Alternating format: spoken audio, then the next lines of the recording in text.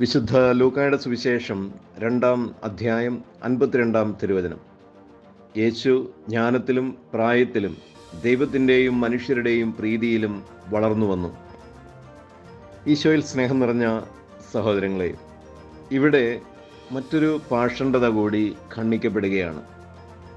കാരണം ചില ചോദ്യങ്ങൾ ഇപ്രകാരമാണ് ഉയരുന്നത്. യേശു ദൈവമാണ്, ദൈവം എങ്ങനെയാണ് വളരുന്നത്? അഥവാ ദൈവം വളരുന്നു എന്ന് പറഞ്ഞാൽ വളരുന്നതിന് മുൻപ് എന്തായിരുന്നു കുറവ്? കുറവുള്ളവനാണെങ്കിൽ അതെങ്ങനെ ദൈവമായി തീരും? ഒരു കുറവിൽ നിന്നാണല്ലോ ഒരു വളർച്ചയിലേക്ക് വരുന്നത്.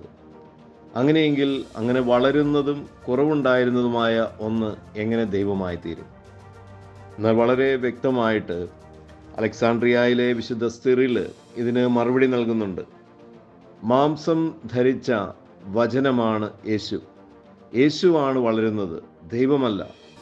ദൈവം മനുഷ്യനായി ഭൂമിയിൽ അവതരിച്ചു കഴിഞ്ഞാൽ അവൻ ഈ പ്രകൃതിയുടെ മുഴുവൻ നിയമത്തിനും വിധേയനായിട്ടാണ് ജനിച്ചത്.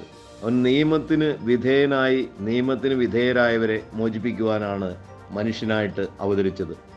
അപ്പോൾ പ്രകൃതി നിയമങ്ങൾക്ക് വിധേയപ്പെട്ട് ശിശുവായി ജനിച്ച് ഈ പ്രകൃതിയുടെ നിയമപ്രകാരം തന്നെ വളർച്ച പ്രാപിച്ച് പൂർണ്ണ മനുഷ്യഭാവത്തിലേക്ക് എത്തുന്നു. വചനം അതിൽ തന്നെ പൂർണ്ണമാണ്. എങ്കിലും അവൻ ദൈവമായിട്ടുള്ള സമാനത നിലനിർത്തേണ്ട കാര്യമായി പരിഗണിക്കാതെ ദാസന്റെ രൂപം സ്വീകരിച്ചു, മനുഷ്യനായിട്ട് അവതരിച്ചു. അങ്ങനെ അവതരിക്കപ്പെട്ട വചനം അല്ലെങ്കിൽ മനുഷ്യനാണ് വളരുന്നത്. അതെന്തിനു വേണ്ടിയാണ്? പാപത്തിൽ വീണുപോയ മനുഷ്യർക്ക് യേശുവിൽ വളരുവാൻ വേണ്ടിയിട്ട് അവൻ മനുഷ്യരുടെ എല്ലാ അവസ്ഥയിലേക്കും കടന്നു വന്നു. മനുഷ്യരുടെയും ദൈവത്തിൻ്റെയും പ്രീതിയിൽ വളർന്നു എന്ന് പറയുന്നു. എന്താണ് ദൈവത്തിൻ്റെ പ്രീതിയിൽ?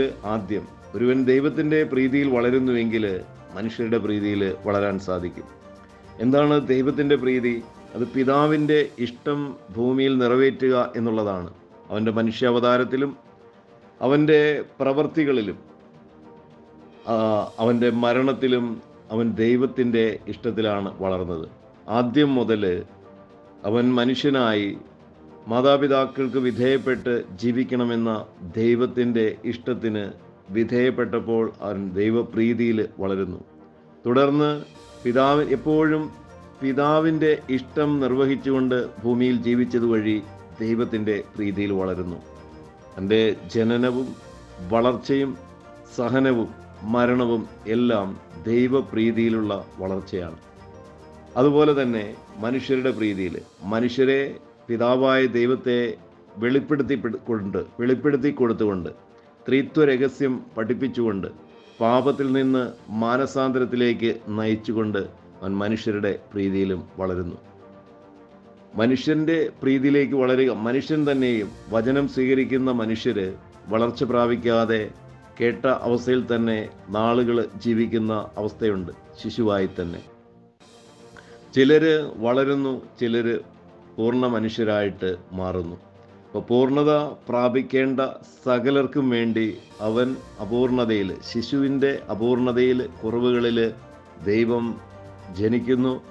അവൻ മാനുഷിക നിയമത്തിന് വിധേയപ്പെട്ട് ജീവിക്കുന്നു. മനുഷ്യരെ പോലെ വളരുന്നു ദൈവത്തിൻ്റെയും മനുഷ്യരുടെയും പ്രീതിയിൽ. Have a blessed day to all of U.